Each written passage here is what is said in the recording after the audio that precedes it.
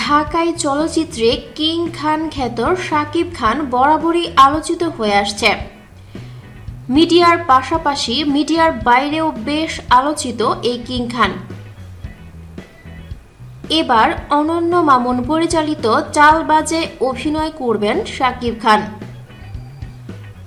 King খানের চরিত্র নিয়ে নির্মাতা বলছিলেন, শাকিব ভাই একজন লন্ডন প্রবাসী যুবক, যে কিনা বোনের বিয়ের টাকা জোগাড় করতে সেখানে যায়, কিন্তু কাজ খুঁজে পায় না।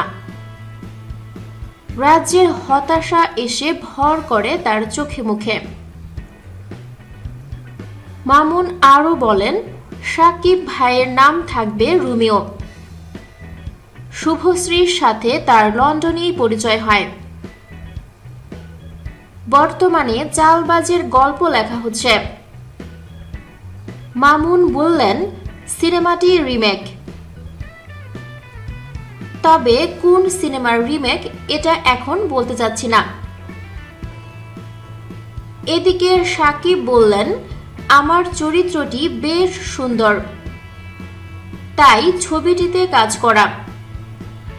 20 জুন লন্ডনে চালবাজ এর শুটিং শুরু হবে। টানা 20 থেকে 25 দিন লন্ডনে শুটিংয়ের পর বাংলাদেশ ও থাইল্যান্ডে বাকি কাজ করা হবে।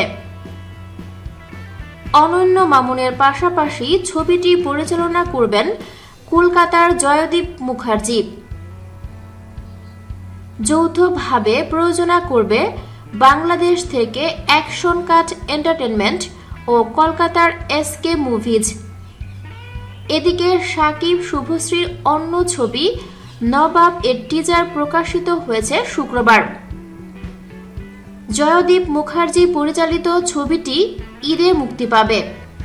থ্যাঙ্কস ফর ওয়াচিং ভিডিওটি ভালো লাগলে লাইক প্রেস করুন এবং শেয়ার করে সবাইকে দেখার সুযোগ দিন। পরবর্তী আপলোড পেতে চ্যানেলটি সাবস্ক্রাইব করে আমাদের সাথে থাকুন। ধন্যবাদ।